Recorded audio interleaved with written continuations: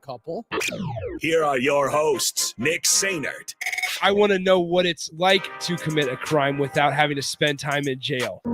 And Enrique Alvarez Clary. C is for chunk.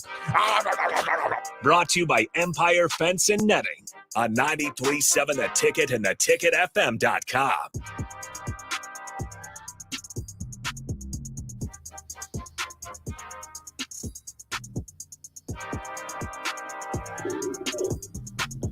Welcome into the happy hour, 93.7 The Ticket. TicketFM.com. Sorry, I had to move box camera. I had to be a little louder there. I could have done that, I think. Yeah, it's fine. Just leaned over. You can get in touch with us. Honda of Lincoln Hotline, Starter Heyman text line 402-464-5685, or hit us up on the Starter Heyman Jewelers live video stream on Facebook, YouTube, Twitch, Twitter. We're everywhere. That's see right. Our beautiful faces, see our smiling faces. You can listen to us. You can head to the 93.7 The Ticket app. Download that if you want. Hey, Alexa, play 93.7 The Ticket. You can do that too. That's been there a while. Yeah, it's a good app. I'm not apologizing to anybody if it just started playing. You're welcome. Happy Hour, sponsored by Empire Fence and Netting in Waverly. They bring your best ideas to life. From concept to completion, your project is their priority. Get a quote today by visiting empirefence.com or call 402-682-7658. I am not joined by Nick Sainert. Nick Sainert is still out fishing, doing whatever he's doing. Probably listening to the radios. Probably. I hope he is. And Nathan Brennan is in Stillwater. Well, maybe on his way. He might be in Stillwater already getting checked into his hotel. I don't know what he's doing exactly. I hope so. He's supposed to join me in like an hour or so. He'll join us in the second segment is what he let me know. Oh, he is? Okay, cool. But I'm joined by one Jake Bachman. That's right. Everybody say hi. Welcome, Jake Bachman, to the happy hour. I stopped in for a brew yesterday. Not a brew necessarily, but for one of the best segments, you know. Yeah. It's a tip jar. It was fantastic. Hey, and while you're giving your shout-outs too, Good Sense Friday. Oh, it is Good Sense Friday. It was delicious. I ate my sandwich while it was still hot. I actually got to eat my sandwich while it was hot. Yeah. For like the first time in a while. Usually I eat it when it's cold. You've been busy Very today, sad. though. Yeah, a little bit. Same as yesterday. It's just a thing. It happens. It's fine though. Yeah, We're okay. Summer radio, and I know we're not quite to summer, but summer radio, you'll notice people jumping in and out because there's not a whole lot of sports going on. So that's the best time to jump around. But yeah, if you are going to watch or want to keep up with Huskers softball, who plays North Texas today at 5 down in the Stillwater Regional, follow 93.7 The Ticket on Twitter at 937 The Ticket, and Nathan Brennan will be live tweeting all the happenings down in Stillwater from that account. So follow at 93.7 The Ticket on Twitter, turn on the notifications, and you will get everything that you want from softball regionals from Nebraska taking on North Texas. It's going to be a blast for the ladies. Hopefully they can go into that regional and take themselves to the super regional, wherever that may be. Yeah. Probably Clemson, because that's where you would match up with. That's what I'm thinking, though, is if Clemson loses their regional. I looked that up. I don't know who the Auburn is, the 2 seed in the Clemson regional. So I don't know if they're a higher. I don't know if they're a higher 2 seed than Nebraska is. But my thought process is if Clemson loses, Nebraska gets to host a super regional. I could be wrong. Yep. Don't quote me on that. But that would be amazing. That'd be awesome. That would be fantastic. Pack bowling. So yeah, everybody, go on, watch some Husker softball. But right now, we're going to talk a little bit, since everybody's really been talking about it, Jimbo versus Saban, and hit on Jordan Addison going from Pitt to USC, like everybody thought months ago. But then Texas snuck themselves in there at the last second and tried to pry him away. Made a bid. I don't know what the bid would even be. If USC offers $3 million, what does $3 million, a house, whatever the heck else USC was offering, what does Texas offer that could even get your attention? Well, he would have been, that would have been fun. I mean, I'm glad he's at USC. That'll be fun too. But Texas with Quinn Ewers and Xavier Worthy and Bijan Robinson, you can imagine a dynamic offense. And that's pretty much in both cases where USC and Texas, they've kind of got their powers up, they're flexing their arms, but it's all kind of offense right now. So they're just going to have to outscore everybody. Yeah. Well, I mean, no, they didn't get any defensive players, I don't think. But yeah, it's a Lincoln Riley offense. He's kind of bringing that Oklahoma Big 12 type style to the Pac-12. It's not like they didn't do that already. Yeah. I don't know Should fit in which conference has worse defense. Pac-12 or Big 12? Well, the Big 12's defense has actually been improving over the last couple of years as we've as Nate's kind of poo-pooed it, and then we kind of looked it up. Oklahoma State's been good, Iowa State's been good, so there's been some improving defenses.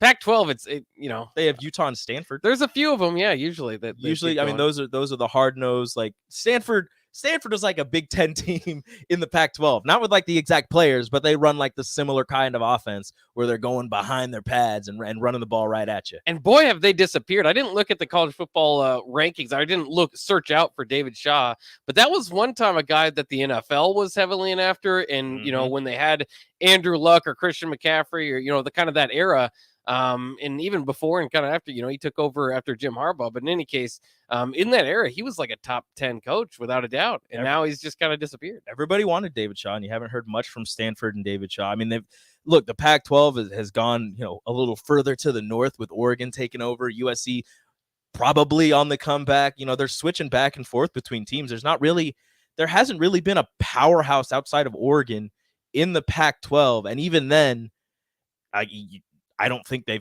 Washington was in the college football playoff once. Yeah.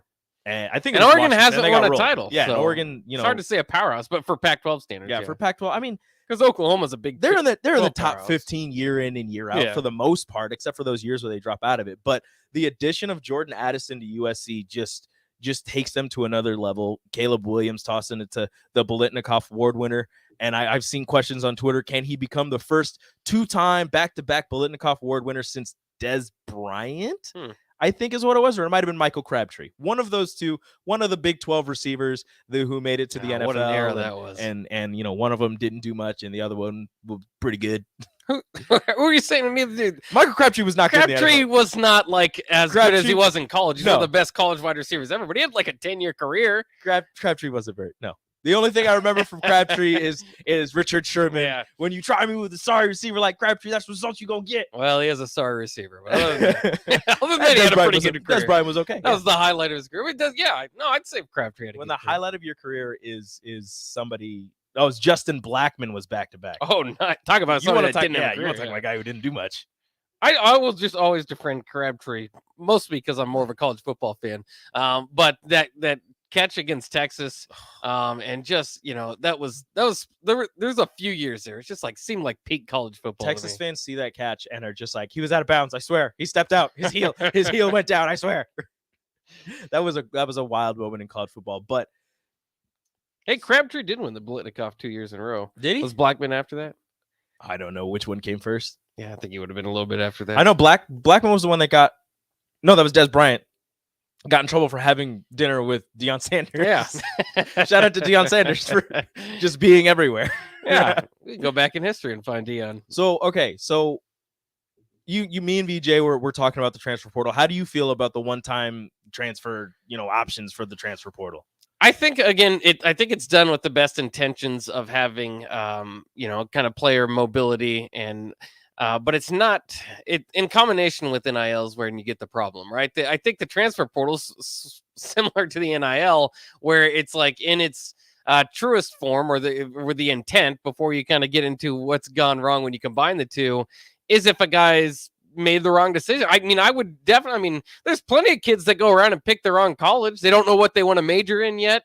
When you're 17, 18 years old, maybe you move away, you want to go back home, all that stuff. I don't want to limit a kid or make him sit out a year if that's the situation. But when you combine it with NIL, obviously, then it's okay. Well, then you get one chance to be a free agent, to throw yourself out there and try to get the money involved. And I don't know, a lot of people are pretty against that. I don't have a problem with Jordan Addison, the Biletnikoff Award winner, and Caleb Williams. It's a different way than we've seen in the past of building a team. But I think it makes it quite exciting for what we're going to see this upcoming year with USC. Not just that, but let's not act like this hasn't really benefited Nebraska. I mean, Nebraska lost a big class of talented players, and some of them went early or didn't take their extra COVID year or whatever. But to be able to pick apart not just O'Shawn Matthews and Casey Thompson, I mean, you can just go on and on and on what this team would look like if all these guys had to sit out a year. Trey Palmer, Deshaun Singleton, yeah, everybody. It's a massive amount of players that Nebraska has retooled their offense and defense with that if the one-time transfer wasn't available, I don't know how much confidence I would have in this team to win very many games at all. No, I don't think so. I mean, they might. I'm trying to think like a Devin Drew. Maybe he could get graduate transfer. You might get a few of those guys. Yeah, you in get there. a couple do the JUCO transfers? You don't have to sit out a year. No, you don't have to sit out a year there. So maybe Deshaun Singleton would have been okay. Tommy Hill wouldn't have been, a big name that you're talking about. Hunter Anthony's got his final year. I don't know if it depends on if these guys graduate. But even then, there's very few of the transfers that you brought in this year would have been able to play this year, and that would have been rough. Yeah, for Nebraska, at least for Nebraska this coming season. Well, I think the fear too is altogether that this free agency thing, which is a few people kind of dipped their name out there and went to the transfer portal, and obviously there's the downside of it where some guys never found a spot, but you kind of have to know what you're doing when you're getting in there. But the other thing is, with Caleb Williams and Jordan Addison and just some of these other big names that have done it. I feel like that's going to be light compared to the future, right? Like as the more time goes on with this current structure, the more people have a big year, not quite NFL ready, and are, going to take advantage of what they've done. Mm-hmm. So I think you could see free agency hit a little bit more. Again, it just kind of depends on how much you like that, or, that it's different than what college football has been in the past. Yeah. But I'll continue to say, regardless of what happens with the structure, the college football playoff, how many teams are breaking away from the others, whatever. Ultimately, when Oklahoma and Texas meet on the field with those brands, that's what you're interested in. So it's going to be different no matter what as we move forward. I mean, it's a mess right now. The ACC doesn't know what they're doing to determine a champion.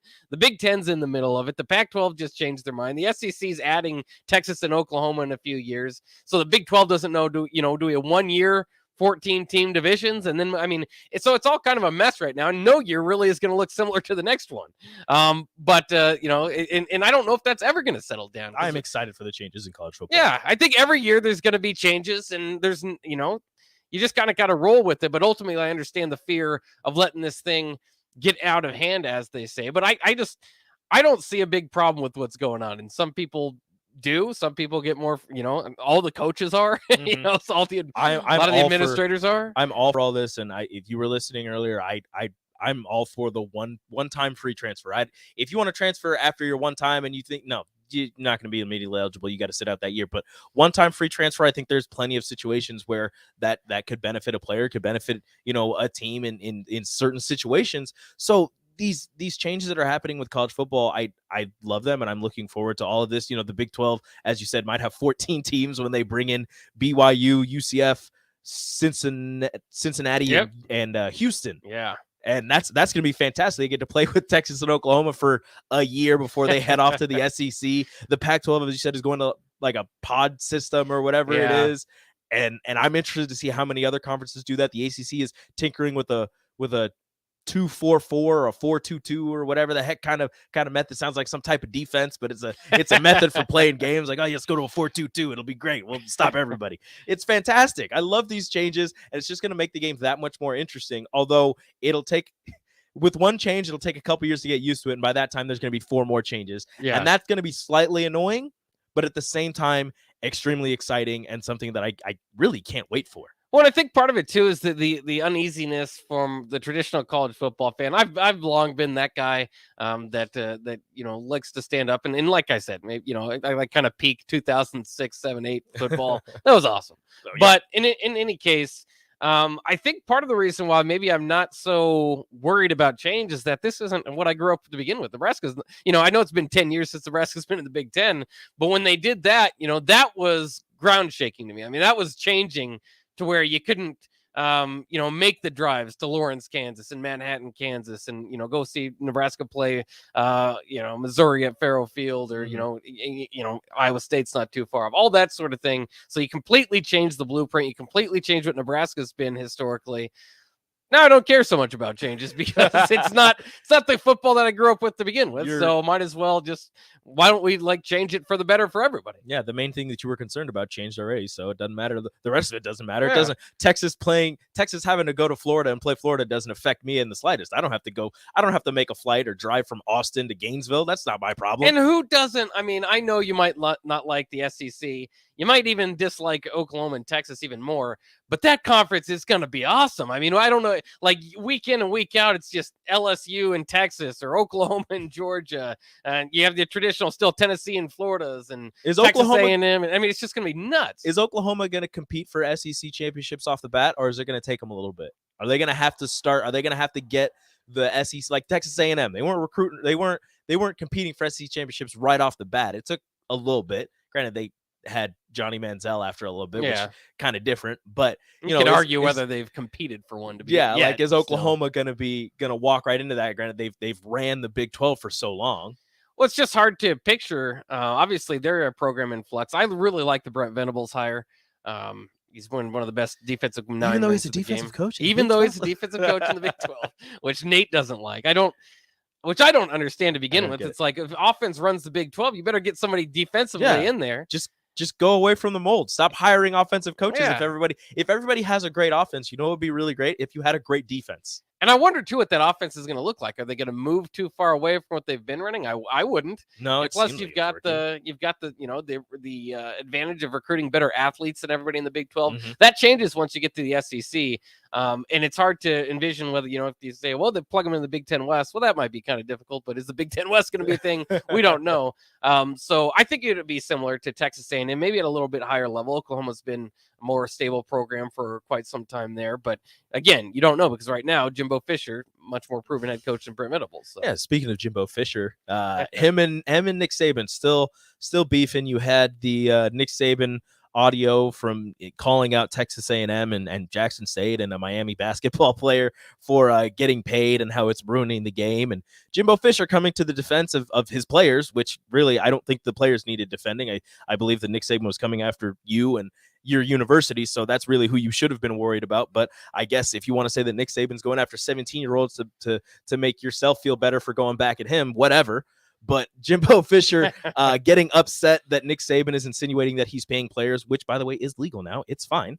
And then Nick Saban. But again, it's the whole distinction between, well, is it Texas A&M doing it or, their boosters? I get that, but at the same time, like it doesn't matter if it's Texas A&M or the boosters because he just said that you were paying your players with the NIL, and that's what his apology was. I should have said that it was NIL and not Texas A&M paying. Right. It doesn't like. Look, the schools are paying USC from what we've heard is USC is paying Jordan Addison. We didn't hear that it was the boosters.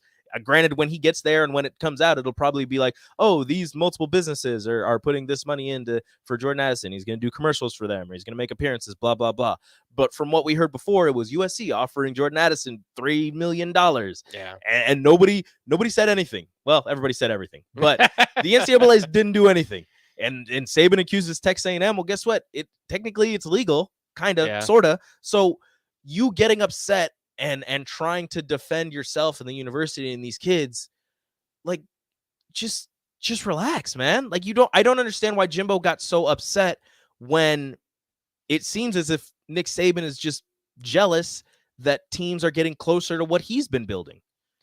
Not saying that he's been paying players. I'm not insinuating that. Whatever you want to say, right. But the fact that Texas A&M got 7 5-stars and beat Alabama last year, and again they beat them out for all of these 5 stars, and they're going to play him again. That maybe Saban's feeling a little threatened. Who knows? Well, I think that's part of it. And I think Dion was right more than anything when he said, what Saban was probably trying to do there more than anything was convince the Alabama boosters to be ready to compete at a higher level, right? I mean, just basically tell them we got beat out by Texas A&M because of their NIL collective. Mm-hmm. We're Alabama. We're not. And again, you can say, well, you got the second best class. Number 2 is not good in Nick Saban's world, and it really shouldn't be at this point because of how many times he's been number 1, and he's regarded as the top head coach of all time. And Jimbo can fire back at that all he wants. Whatever. It is what it is. Look at the records. I don't think he can really fire back at that one. Yeah. So I think that was more than anything. And then, yes, he did say, yes, you got to be careful with what you say, but we do get caught up with the headline rather than the context involved, where Saban was talking for like 10 minutes before he started to name others about NIL and kind of what's wrong and, what needs to be fixed and what's appropriate. And everybody has their different opinions. And again, the coaches aren't necessarily going to be happy about this. I don't feel bad for the coaches. I know they're going to age more. I know the stress is going to be up, especially trying to retain your own roster and all that. Mm-hmm. But this is probably, the amount of work that goes into being a coach to begin with, you're just gonna have to split your time differently. But when you talk about roster management and the fear of it and all that stuff, like, yes, there has to be some parameters that's going to keep teams whole.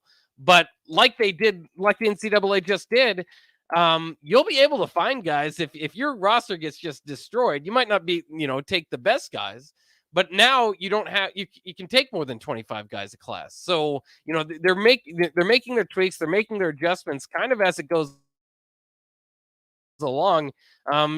Basically, based off the temperature of the room.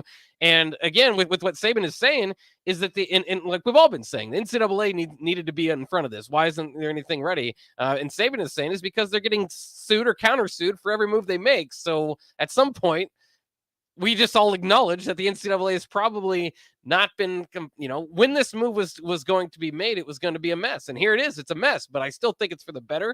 And I think that eventually, we'll get through it and try to figure out a better way. But to some, it's not going to be better because they want to see amateur athletics or, whatever it is. But, it hasn't been amateur for a while. Yeah, it's just been heavily favoring the universities and the people at the top rather than giving too much back to the players. And now that the players are getting a piece of the pie, yes, it's a head case, and it's frustrating for some of these coaches and stuff like that. But you get paid the big bucks to deal with it. The trickle down effect was not real. Now it is, and people are upset. It's right. Look, $100,000 for a college athlete is nothing compared to what some of the people at the top are getting. Oh yeah. So. Or compared to what they bring in if they're top level players. If you want to pay them what they bring in and you want to spread that out to all the players, I feel like it's going to be a decent chunk of change. Yeah. $100,000 might not even be it. But then the other thing is too, I think we get lost in hearing that Jordan Addison is going to make $3 million, and then you go on to the next. Talking about this later, like guys are out there making $3 million. Well, not everybody. No. And that's not even, we don't know that for sure. He's the best wide receiver in college football. But like Saban said, even with his players, and it's, I don't think that only, I think maybe through NIL, it's hard to kind of say how this is because like we know, this has been underhandedly been happening for a long time. So now that it's just out in front of us, I don't know if this is all the numbers that are involved there, but Saban's talking about Alabama, who's routinely a top 5 team, the best team, like we've been saying. And he said 25 guys on his roster got part of the, into the NIL, at least majorly. That's, that's not everybody. And I think we get lost thinking everybody's making $100,000. That's not the case. It's like you said, it's not everybody.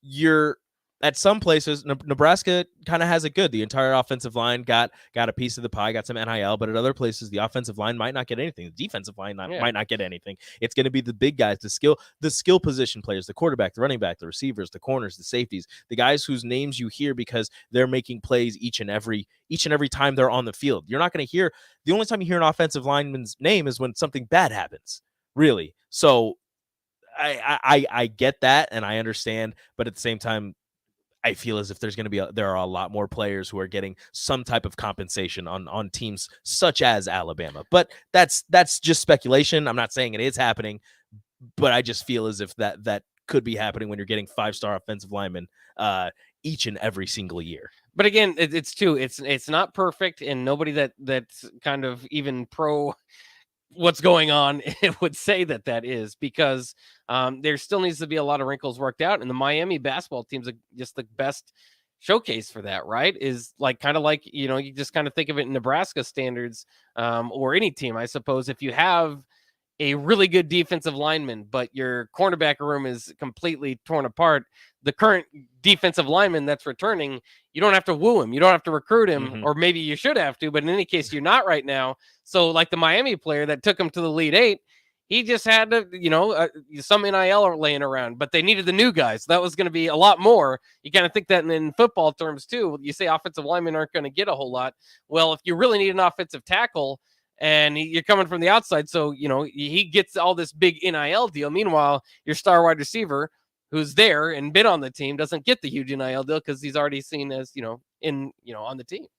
Yeah, it's a mess, but I love it. Yeah, I get fun. It's doesn't affect me, doesn't hurt my wallet. Plus, it's great for radio. College football can be a year-round story now. This is fantastic. I love it. But we're not talking college football up next. we're headed down to Stillwater, Oklahoma, All right. where our very own Nathan Brennan is hanging out in front of what was he in front of the football stadium? Is that where he was? He's been taking pictures of Barry Sanders. Yeah, he's out in front of Boone Pickens Stadium. It depends on where he sets up. Yeah, he's just hanging out with a Barry Sanders statue. No Yeah. big deal. So we're going to go down to Nathan Brennan in Stillwater, Oklahoma, and he's going to let us know what it's like down there for Huskers softball as they take on North Texas in their first matchup in the Stillwater Regional. Up next on the Happy Hour on 93.7 The Ticket. Follow Nick and Enrique on Twitter at Nick_Sainert and at Radio Rico AC. More of Happy Hour is next on 93.7 The Ticket and theticketfm.com. People do some pretty cool things in their 40s and 50s. Why should saving for retirement be any different? I mean, they go back to college, learn new instruments, start skateboarding. Whoa. Okay, maybe that one's not for everybody, but saving for retirement is. With aceyourretirement.org, you can get on track with your retirement savings no matter your age. Just have a 3-minute chat with Avo, the friendly digital retirement coach from AARP. You'll get personalized recommendations based on your input that are easy to understand and work with your lifestyle. It's quick, easy, and free. Plus, it's sponsored by AARP, so you know they got your back. Woohoo! Gnarly move, Dad. Thanks, sweetie. So wherever you are in your retirement savings journey, head to aceyourretirement.org and start chatting with Avo today. That's aceyourretirement.org. A message from AARP and the Ad Council. Hi, I'm Dr. Rob Rhodes, a Nebraska family practice physician. Are you or someone you love at risk of an opioid overdose? Get the free Opie Rescue app for your phone. Opie Rescue can guide you through the steps of how to respond to an opioid overdose. Be Opie ready. Download Opie Rescue today. Paid for by the CDC. Sponsored by the Nebraska Department of Health and Human Services and aired in cooperation with the Nebraska Broadcasters Association and this station. Nominations for the Serve Nebraska Step Forward Awards are now open. Volunteers are making Nebraska communities stronger every day. Help us celebrate their hard work by nominating the volunteers in your life. The Step Forward Awards are the most prestigious awards for volunteerism in the state, and honorees are hand-selected by Nebraska's governor. Learn more about the Step Forward Awards and submit a nomination by July 1st at serve.nebraska.gov. Paid for by Serve Nebraska, aired by the Nebraska Broadcasters Association and this station. Hey, sports fans. Rico here with HIS Auto Care 70th and Van Dorn. Carfax recently awarded us as a top-rated auto service center for 2020, and Lincoln Choice Awards voted us as the 2021 top independent auto repair center. Call us at 402-488-8934 for superior service bumper to bumper. Mention this ad and get 7% off. Doesn't get any better than that. Rico for his Auto Care, 70th and Van Dorn. God bless you. And we're live here outside the Perez family home, just waiting for and there they go. Almost on time this morning. Mom is coming out the front door strong with a double-arm kid carry. Looks like Dad has the bags. Daughter is bringing up the rear. Oh, but the diaper bag wasn't closed. Diapers and toys are everywhere. Ooh, but Mom has just nailed the perfect car seat buckle for the toddler. And now the eldest daughter, who looks to be about 9 or 10, has secured herself in the booster seat. Dad zips the bag closed, and they're off. But looks like Mom doesn't realize her coffee cup is still on the roof of the car. And there it goes. Oh, that's a shame. That mug was a fam favorite. Don't sweat the small stuff. Just nail the big stuff, like making sure your kids are buckled correctly in the right seat for their age and size. Learn more at nhtsa.gov/the right seat. Visit nhtsa.gov/the right seat. Brought to you by NHTSA and the Ad Council. In every office, there's two types of people. There are those who bring in bagels and those who eat the bagels that someone else brought in. Everybody likes the first person. Be that first person. Weekday mornings at 7:30, you have a chance to win a business box of bagels from Bagels & Joe. All you have to do is shut up, Sipple. 2 questions for you, 2 for Sip. Win, and the bagels are yours. Lose, well, you don't want to lose. You lost Monday, you lost Wednesday, you're a loser. Shut up, Sipple. Weekday mornings at 7:30, brought to you by Bagels & Joe. The Alzheimer's Association and the Ad Council present the story of Tom and Levi. Tom is the smartest man I know. He's been a professor at 2 major universities, been a teacher for over 40 years. One day, he told me that he was having problems in his classes. I think one of the students had asked the question and he didn't remember the answer. And I also noticed that he was letting his class out earlier than they were supposed to let out. And he was telling them that he was doing it as a favor to them. But I think in reality, he just wanted to get out of there. I was really starting to worry because I saw something that's wrong. Levi and I talked about how it would change our lives, but he was there beside me, and my love for him was just immense. When something feels different, it could be Alzheimer's. Now is the time to talk. Visit alz.org/ourstories to learn more. A message from the Alzheimer's Association and the Ad Council.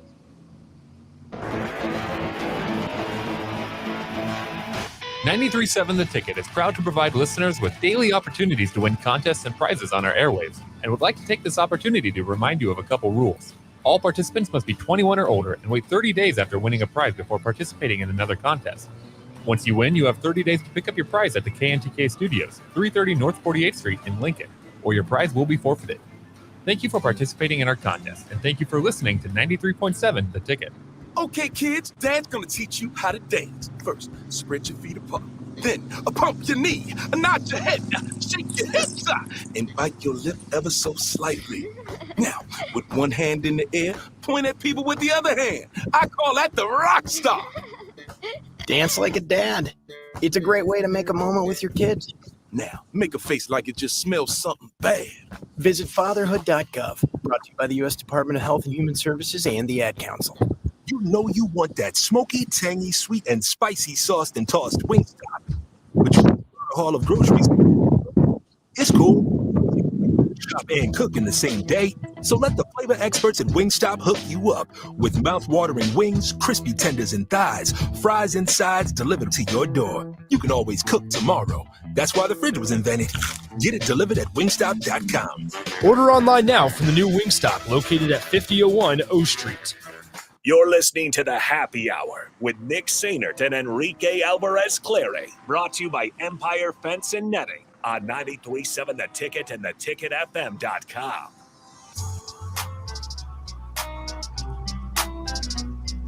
Welcome back.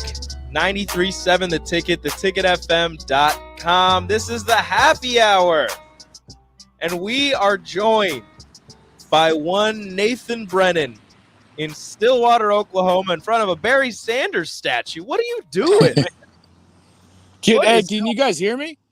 We can. It's a little weird, but we can hear you. A little weird. All right, I'm making sure the wind. I listen. This is a 10-11 problem because they said there wasn't going to be too much wind in Stillwater, Oklahoma, and now we got wind. So I passed by the softball stadium. They're playing music a little bit too loud, so I had to go ahead and back up and go towards the football stadium. And I know Bach's a huge Barry Sanders guy, so I was like, you know what? If worse comes to worse, I'll just go in front of the Barry Sanders statue and we'll make it work. That's a good choice there. Yeah, that's very good. Are you I know you said you're not a big Oklahoma State. You just kind of see them as meh. Are you feeling a little some type of way being out there in front of Barry? I mean, a little bit. That's the thing is I'm a college football junkie. I'm like you guys. So this is pretty cool. It's pretty cool seeing the Barry Sanders statue. This is definitely a place, I'll tell you what. I thought to myself earlier today, if you told me a year and a half ago that I was driving to Stillwater, Oklahoma to watch a Nebraska softball team, Nebraska softball, I'd probably tell you to go to therapy. So it's definitely a cool experience. It's definitely cool to be here. And I'm looking forward to it. Again, like I said, the wind's going to be blowing a little bit. I don't know if it's going to be blowing in or out. I'll make sure to go ahead and give you guys updates for that. But that's something that could work in Nebraska's favor. I don't know if they led the Big Ten in home runs or were second. I don't know how it ended up filtering out towards the end of the season. But the wind could definitely play a factor. Again, they got North Texas at 5 o'clock. So I'm definitely pumped for it. I'm excited. What's the atmosphere like down in Stillwater right now? How's it feel? Is it anxious? Is it energized, electric? What's going on? I think people are still filtering in. There's not really too much going on right now. I drove down through campus just to kind of see what was going on. I think students have left by now, guys. Correct me if I'm wrong, but I believe students have left. So there isn't really too much buzz going on right now, but I bet you by 5 o'clock, Husker Nation's going to show up because I tell you what, it really wasn't that bad of a drive. But this is one thing. I wish you guys would have warned me. You're from around here. You should know. I drove by something that it was K Road or something like that. So I think I might have gotten a ticket for a substantial amount of money because I just blew past it. I had no idea what was going on. Oh, you drove on a toll road? It was a toll road, but I didn't know. See, this is the thing is I have Easy Pass. I don't know if that's just an East Coast thing or whatever. So I was like, oh, I'll be good. And then I saw a flickering red light. So I'm assuming that means they're gonna bad. bill you. They're gonna bill you. I don't get too worried though. Sometimes you get away with it. You'll be fine. Look, they get your license plate, your fate, whatever. They'll send you a bill in the mail. Like you should get one. If you don't get one, don't worry. You'll be fine. Like you're gonna be arrested or anything. You'll be fine. Well, here's the the nice last part. time I drove on a toll road. It was weird too. I assumed that from Nebraska to Oklahoma, I could make it out with having to pay a toll, but luckily the car's still in my parents' name, so I think that bill will go to them. So hopefully I can avoid that situation, but I don't really know. It was very odd, but then I went to one toll where I was going to blow past it again, but there was a lady like waving her hand. I was like, okay, I can't be that guy and be mean. So it was $2.75, and I paid her in quarters. I felt so bad. There was like 7 people behind me. And I started waving my hand. I was trying to apologize, but then people were probably just getting even more mad. I don't know. I was trying to wave them to the other side. So when you see the Virginia license plate, if you're anywhere near Oklahoma, if you're headed to the game for the softball game, just know that I probably blew through some type of toll road. So give me a break. I've already had a rough day so far. Yeah. So what's going on? Why is it a rough day? What's going on? Because I blew through a toll. Now I'm going to get fined, and now my parents are going to get mad at me. You'll be fine. I think it happens every day, probably hundreds of times. Yeah, I feel like and some people get popped and some people don't, and it won't be that big. You'll be okay. They're like, oh, Virginia license plate. We're definitely going to get Yeah, this. but your Virginia license plate is going to get you. And that's the thing, too, is I was worried whenever the cops saw me. Whenever I'm around this area, it's happened in Nebraska, too. I assume that people think I stole the car or something because they see a Virginia license plate. I'm like, no, you can run the plates. Like I promised you, I did not steal this car. Because I will tell you, there's only one other time in Nebraska, even on my way to Oklahoma, I've only seen one other Virginia license plate. So whoever that is, if you're listening, shout out to you. Nate, apparently your dad is listening. What did he say? I don't have the text line. I don't have the text line. This is Nate's dad, and I am listening now. He's interested. You've got his ears. And maybe I exposed myself. I don't know if that was probably my best Hey, Nate's option dad, on if live you radio. get something from Oklahoma in the mail, it's just a bill for Nate. That's probably your son. You can Venmo request me later. That is pretty crazy to have a toll through Oklahoma. I would have not expected that either. But well, I think it was Kansas because it was again. It said K. It was K something. I can't remember what the actual name was. If someone on the text line knows, please let us know if you're from Kansas or have driven through Kansas. Because I'd never seen anything like that. Whenever I see a toll, it always has an Easy Pass. Is that not a thing in the Midwest? No, it is. I don't know if it goes nationwide. But usually in the Midwest, at least, it's when you get into bigger cities like Chicago or something. Mm-hmm. You don't have to worry about it too much driving through Kansas. But I guess I just haven't driven through Kansas enough to know.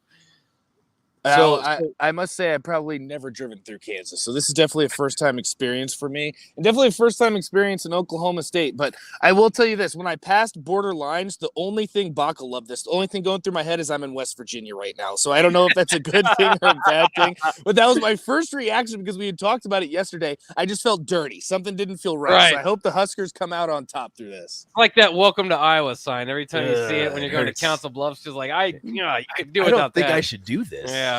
See, every time what's that? Okay.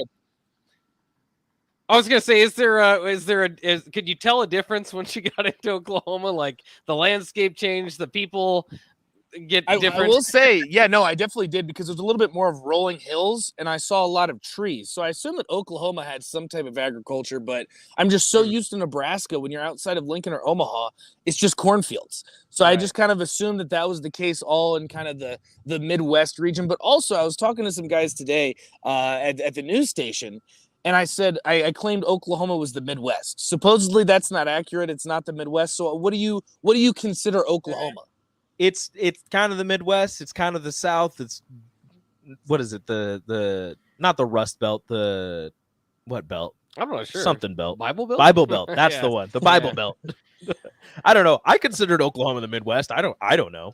Yeah, I don't know. It's tough when it's. I mean, Kansas certainly is. Yeah. Texas I say certainly anything. is not. I say anything with a Waffle House is considered the South. Does it have a Waffle House? Oklahoma? Definitely. Yeah. Oh, okay. Yeah, All right. Well, I know where I'm going. It After I definitely hit has up Waffle Chili's, I'll be going to Waffle House. You're such a weird dude. By the way, the text line says it's K-Tag. K-Tag. That's what it was. That's what you drove by. Okay, so little softball question. So if you had to put money on the starting pitcher, Courtney Wallace, Olivia Farrell? That's a tough question because look, listen, I haven't talked to Coach Ravel about this, but if it were me, I'm probably looking forward to tomorrow. Tomorrow's your big game. You assume that you're going to be playing Oklahoma State. You got to get through today. I understand that. I get all of that. But your focus here is Oklahoma State. They're hosting the region. They're the team to beat. They're here for a reason. So if I had to guess, I would say that it's going to be Courtney today, and they'll throw Olivia tomorrow. Am I positive? No. Don't quote me on that. I'm assuming the starting lineup will probably come out here pretty soon, so you're going to want to check Twitter and social media for all of that. But if I had to guess right now, I would say Courtney today, and I would say Olivia tomorrow. That makes sense. Yeah, I can get down. I was thinking maybe you do, kind of what a couple teams in the Big Ten tournament were doing, or some of the teams that you see in these regional, super regionals, or just throughout the Women's College World Series, where you have your ace, you start on the first game, you start on the second game, you see how long you can keep him in. I was talking with DP earlier. He was talking about North Texas and Nebraska might have some short leashes for their starters because it is a regional, and you don't want to lose and have to go through the losers bracket. So if it is Courtney, if it is Olivia, hopefully they can get on a hot streak, and they don't have to worry about bringing in the other one. Well, see, that's the benefit that you have if you're Nebraska softball, right? Is that you have two sincerely aces. I mean, you could throw out Courtney or Olivia out there. It really doesn't matter. They're both aces. They both played at a high level, and they're both seniors. That's something that I feel like gets lost in translation sometimes. Is some of these teams that your second pitcher is a freshman, a sophomore, they haven't been in this position. Listen, these are two seniors. They've been here. They haven't been to the postseason per se, but they've been playing Big Ten softball for years. So you can throw either of them out there. I really don't think it matters either way. And it's interesting. I'm curious to hear what you guys have to say. Do you think the focus is winning this game, or is it you're at Oklahoma State, this is the team to beat, they're the 1 seed, and your eye is always kind of maybe to the side saying, okay, this is the team that we need to beat. We still need to be prepared for that. To me, you have to take it one game at a time. You have to put all of your focus into beating North Texas because, like I said, I was talking with DP earlier. You don't want to go into that losers bracket because then you lose one more time, you're done. You want to get through North Texas and focus on the team at hand, the task at hand. You don't want to get ahead of yourself and look ahead to Oklahoma State and try to overlook the Mean Green because, look, they're not a slouch. They made it to regionals. They're not a mediocre team. They're pretty solid. They have a couple of good arms, and they hit the ball for good average. I don't know if they're going to outpower Nebraska, but they hit the ball for a good average. So you've got to focus on getting past North Texas and don't worry about Oklahoma State until you win this game. Yeah, and I think too for like baseball and softball, usually you just kind of look at the next matchup and try to get through it. And part of that, you can do all your planning you want, but aces can get rocked, and less than better pitchers can come in and if they don't have the best season stats and throw a heck of a game. That's just kind of the nature of the sport. So yeah, I mean, I'd agree with Rico. I'd probably go give everything he can to the Mean Green first. All right, Nate, are you going to stick around with us for the next segment? Oh, absolutely. I'll be here, and I'll be here for the water cooler, too. Let me ask you, is this a decent spot for me to stay? Again, when I go closer towards the stadium, it's just a little bit too loud because teams are warming up. Nebraska, I'm pretty sure, starts their warm-up at 3 o'clock. So by the time we start the water cooler, it's going to be really amped up. Is this a good spot? Is the wind good? Too much background noise? No, you sound good. There's really not any wind going through your mic, so you're sounding great, man. And we got Barry Sanders. I know Bach likes that. Bach's a good Barry Sanders guy. You see that? Awesome. Just hang out with Barry Sanders. It'll be great. But we'll be right back on the happy hour, joined by Nate down in Stillwater for the Huskers softball regional. This is the happy hour on 93.7 The Ticket. Download our app by searching 93.7 The Ticket in your app store to stay in touch and listen all day long wherever you are. More of the happy hour is next on 93.7 The Ticket and theticketfm.com. This is your High School Minute. With your Southeast Community College High School Minute, I'm Gus Cottle. Millard South Baseball will face the winner of Lincoln East versus Millard West for the Class A State Championship. The championship game will take place on Thursday, May 19th at Tal Anderson Field. Gretna Boys Soccer defeated Omaha Westside in a lopsided 8-0 victory to win the Class A Boys State Soccer Championship. The win on Tuesday caps off an undefeated season for the Gretna Dragons. The Gretna girls were also able to finish their undefeated season with a win over Lincoln Southeast to win the Girls Class A State Soccer Championship. Jalen Lloyd of Omaha Central was the top qualifier in the Class A boys 100-meter dash and the triple jump at the first day of the Nebraska State Track and Field Tournament. Malachi Coleman of Lincoln East is currently the fastest qualifier in the boys 200-meter dash with a time of 21.8 seconds.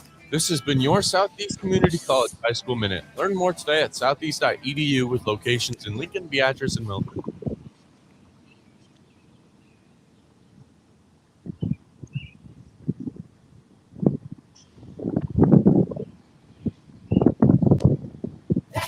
If you love them enough to turn off your music and pretend like their music is your music, This is Mommy's jam. then surely you'll check nhtsa.gov/the right seat to make sure they're in the right car seat. Let's play it again.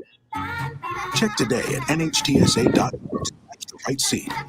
Brought to you by the National Highway Traffic Safety Administration and the Ad Council.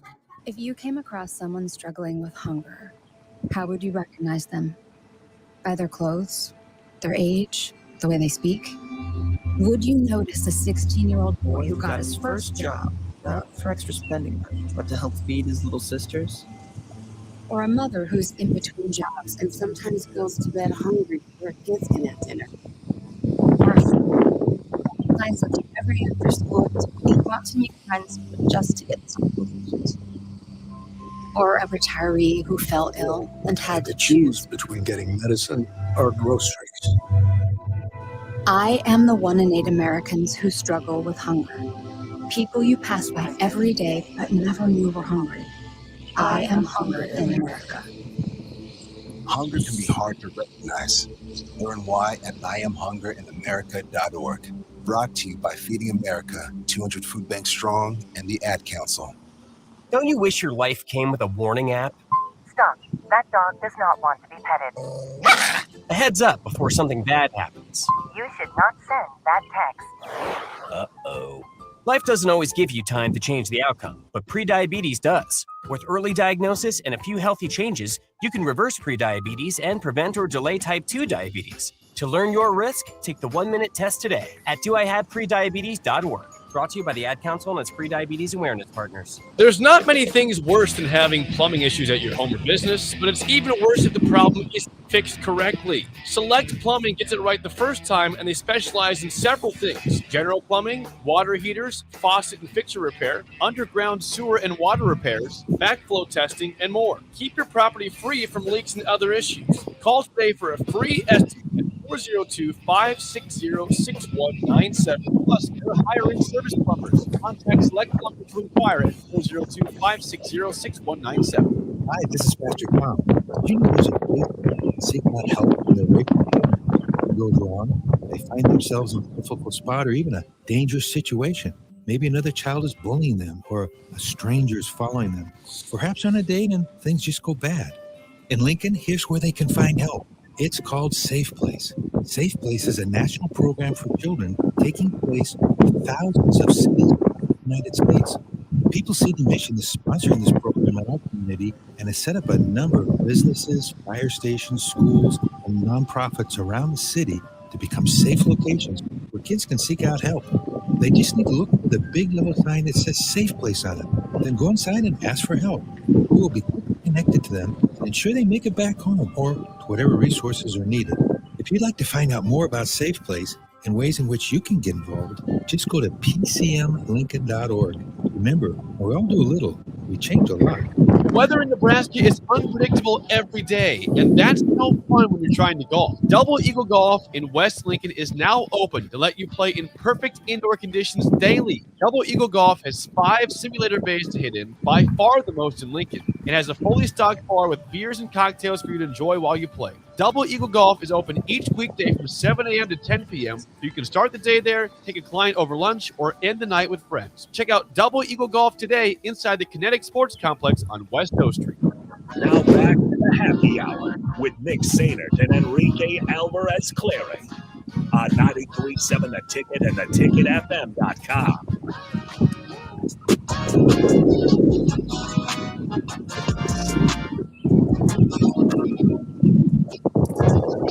Now the wind is strong. The wind is strong with you, my friend. You are one with the wind. Welcome back to the happy hour at 93.7 The Ticket, theticketfm.com. Final segment here on the happy hour. You won't have to hear me again after this. Yay! You'll get pocket water cooler. You don't want to stick around? I have been on Done since enough radio? I've been on since 8 o'clock this morning. I Oh my goodness. have to go podcast and then go home and pass out for a while. Have you really been on that long? Yeah. 7 hours straight? Yeah, Jay Might be a record. Jay wasn't here, so I was with DP and then one-on-one with DP. He had Everett Gray for a little bit, but then it was me. And then I was on with Rashawn the whole time, and now I'm doing this. My goodness. I am tired. But I'm pushing through. His radio is fun, and we get to talk to Nathan down in Stillwater about the Husker regional matchup with North Texas. The Mean Green. The Mean Green. Have you The seen Mean Green. Have you seen North Texas yet? I have not seen North Texas. And the thing is, if you had to tell me, point to Texas where North Texas is located, I would obviously, I would point somewhere in the general region of the north part of Texas, but I have no idea. So I can point directly on a map where Lincoln and Nebraska is. So that gives us the edge at least a little bit. All right. Nathan knows where Lincoln, Nebraska is. He doesn't know where North Texas is. Therefore, we win. That's it. Or since he hasn't seen him, maybe they won't show up and they'll forfeit. Nebraska will just win. It's a forfeit. One of our kids forgot their socks. We forfeit. So Nebraska, they keep raking in the awards and the accolades and the recognition.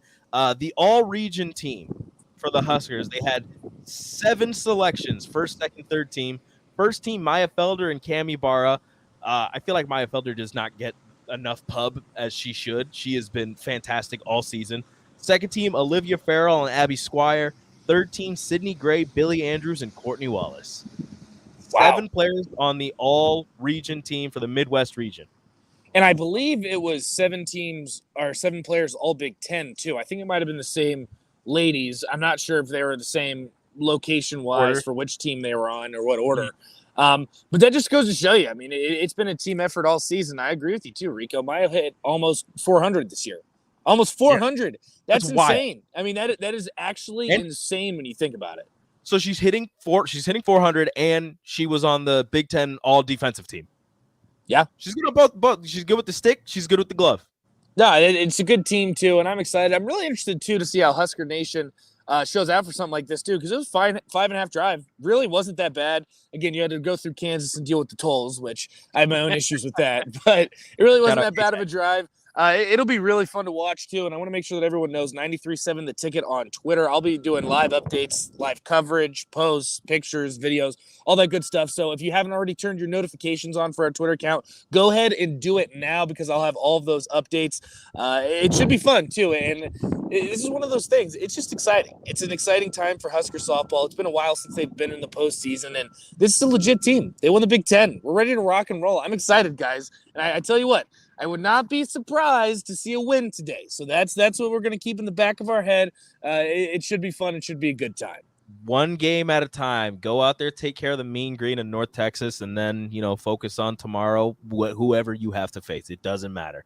Nathan, all right, so first off, I got a couple questions for you, not involving softball, just involving Stillwater. First off, is there any way you can get on the football field? I haven't gotten my media pass yet, but I'm going to try. Unfortunately, I'm wearing a Nebraska softball shirt right now, so I don't know if that'll help me or hurt me in that circumstance. So I know that's the thing is I might wait until tomorrow to get my media pass because, again, I don't know if showing the Nebraska softball shirt's the best idea. But you know what? At the same time, I don't care. I'm going to be sitting in the stands with the people. We're going to be getting excited. So it'll be a good time. So I don't know. Maybe I'll try and flash the pass and act like I have a lot more authority than I really do. I don't know. Who should I say that I am? Is there someone that's important within Husker athletics? No, not really. Nobody's important. Down in Oklahoma. Down in Oklahoma State. The problem is, too, I don't know if it would look pretty bad, too, to say that I'm I'm Trev Alberts. Here's my pass, so let me through. I don't know. I don't know if I would really be able to pass. Yeah, I don't know if they believe me on that one. Shorter and smaller than the former linebacker. You were taken in the first round of the NFL draft. Are you sure about that? Yeah, probably not. Seems like a reach there. Second, outside of Chili's, obviously, and Waffle House, which is probably the best you're going to get down there. I don't know, whatever. Is there any places you saw on your drive-in or any places that have been recommended to you to visit in Stillwater to get some food? One of the cool things about Stillwater that I've noticed, it's kind of, I wouldn't say in the middle of nowhere, but it's definitely off on its own. It's not really in a city because I know the University of Nebraska is kind of spread out, not throughout the city, but the city's right there. Stillwater's kind of its own little region. It's pretty cool. So I haven't really passed by any restaurants, but I have been told that our hotel is close to a Chili's. So I will certainly be hitting up Chili's. Maybe I'll find an Applebee's too. That'll be pretty fun. So is Stillwater just a college town from what you can tell? From what I can tell, I would say that it's a college town. Again, text line, go ahead and correct me if I'm wrong. It's headed over this way, but there really isn't too much around it. I know that Oklahoma City's not too far, but from what I'm gathering, it's definitely a college town, which coming from Virginia Tech, I'm a big fan of the college towns in the middle of nowhere. So I'm kind of hoping that checks out. Well, I am hoping that you go somewhere other than Chili's or Applebee's to get something to eat. Maybe go to a local establishment. No, I'll definitely go local. I'm just kidding, but I'm not kidding about Chili's. I actually will go to Chili's. I'm actually going to go to Chili's. But okay, Nathan, thank you so much for joining us on the happy hour. I know that you're going to stay along with Bach and you're gonna hang out for the water cooler and do your thing. But I thank everybody for listening to the happy hour and listening to these last 7 hours that I've been on the radio. And I'm sorry if I have annoyed you to the point of no return. But guess what? I'll be dead after this. You have a long weekend. I hope you check out Huskers softball as they take on North Texas at 5 o'clock. 5 o'clock. Huskers softball takes on North Texas in the first round of the Stillwater Regional. Cheer them on and follow at 93.7 The Ticket on Twitter for any updates, as Nathan Brennan will bring that to you from Stillwater. Again, thank you for listening. Up next, the water cooler with Nathan and Bach. Adios. 93.7 The Ticket, Fox, KFXL weather. Sponsored by Security First